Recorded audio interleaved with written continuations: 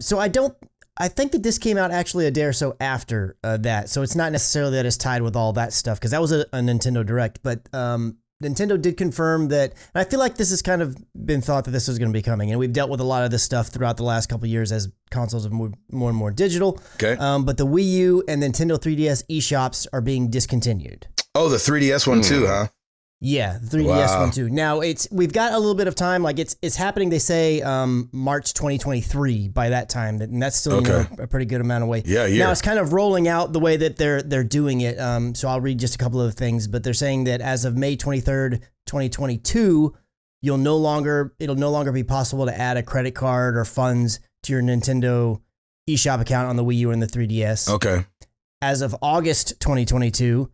You'll no longer be able to add funds that are from your Nintendo eShop or Wii U, like eShop card versus like just adding on a credit card. So you won't be able to do that anymore. And they do say that even after March 2023 and for the foreseeable future, it will still be possible to re-download games and DLC, receive software updates, and enjoy online play on both the Wii U and the Nintendo 3DS. I think it's a really good thing they came out and kind of said that, because that's going to be an obvious question that people are going to go to. They did have what's kind of become like more so than just people being like, oh no, the thing's ending, which is bound to be a thing. They put out this kind of like a little Q&A section after this blog post, which kind of detailed all this stuff. And I'm just going to read this. What's the difference between a Q&A section and an FAQ section? I don't know, but I just know on their blog, it just called it Q&A rather than FAQ. Gotcha.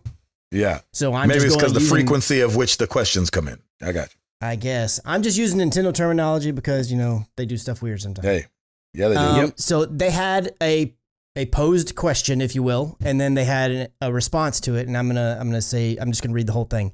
It says, once it's no longer possible to purchase software in Nintendo eShop on the Wii U and Nintendo 3DS family of systems, many classic games from past platforms will cease to be available for purchase anywhere. Will you make classic games available to own some other way? If not, why? Doesn't Nintendo have an obligation to preserve its classic games, continually making them available for purchase? This is one of the questions that was on the Q&A. And then the Nintendo response is, across Nintendo Switch Online membership plans, over 130 classic games are currently available in growing libraries for various legacy systems. The games are often enhanced with new features such as online play. We think this is an effective way to make classic content easily available to a broad range of players. Within these libraries, new and longtime players can not only find games that they remember or have heard about, but other fun games they might not have thought to seek out otherwise. We currently have no plans to offer classic content in other ways. That did not make people happy. No, and in of course fact, not. if you go back to this Q&A, this whole question and answer section is gone. This whole question answer and question part, it's not on there anymore. That doggone intern. Yeah. So I mean, so the fact that the stores are going away, that's kind of, we all had to expect that's going to happen. But I mean, it's like just, and people have this issue with, even though you can still get physical copies of things with movies and CDs, are like, I don't really like to go on the subscription way, but like this is going to, again, unless you have a legacy system, and if these plans, of course, this isn't on the Q&A anymore, so maybe they're changing course at some point.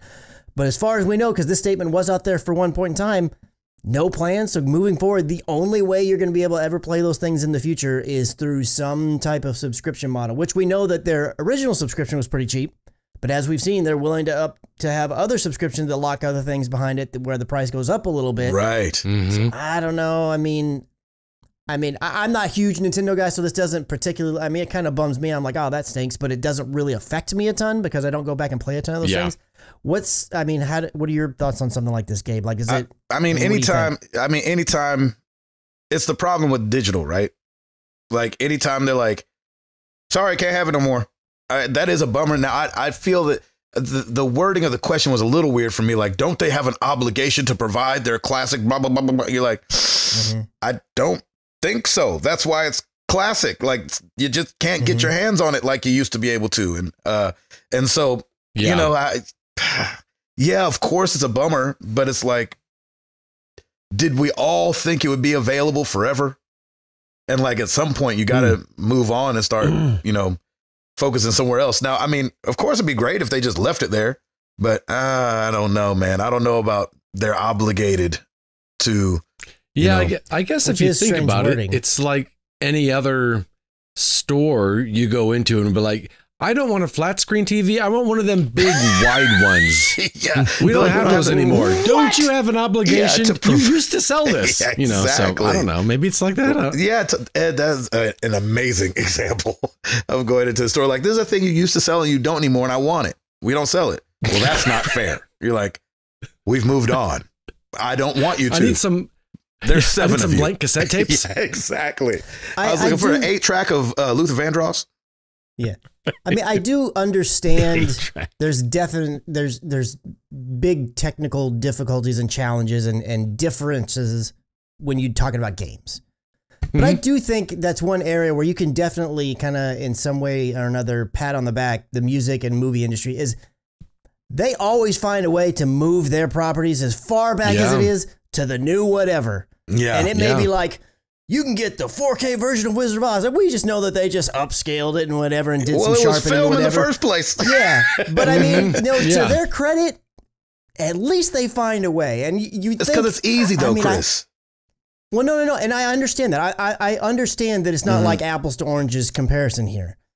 But I mean, especially you would think that at some point, hopefully the industry can get to a point where most of the ways that what's run outside of just having more bandwidth and faster speeds and everything, but just the way, the architecture in which it all runs, which is kind of what we were, I think, hoping when it was like, oh, everything across the board is moving to x86. It's like, okay, no matter what, you should be able to bring these forward because the architecture is the same. And because they're old, they should, in theory, be nothing for the newer hardware in the future to be able to play because it's much less of a technical hurdle. I'm not smart enough and I don't know the answer as to why that's not a thing, but it's like, man, doggone it. Why games need to figure out how to get to that? Like, yes, all of you guys get in a huddle and agree, okay, guys, we're all going to be using these types of architecture moving forward and we'll just continue to advance its speeds and stuff.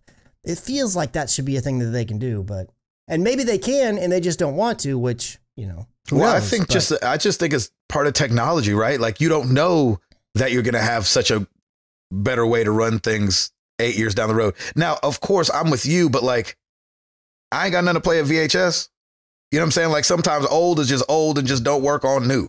You know, but I can't be like, at one point I had a DVD player and a Blu-ray player. Now, Blu-ray can play the DVD, but like if DVD goes away, I don't know if I'm like, oh man, but I wanted it on DVD. I don't know. That's not as good example as Ed's TV thing, but my point is that the product itself is just ones and zeros. So you should be able to find a way to move it on. Again, to go back to the movie comment, it's like they were on VHS and then they were on film, then VHS, then Betamax, then all these other things. Yeah. But they always able to move it up because at the end of the day, it's just the ones that find a way to make the ones and zeros play on the thing. It's like, man, we don't even have PlayStation. PlayStation don't even versus know. That. Yeah. PlayStation, Sony showed us they don't even know how to play.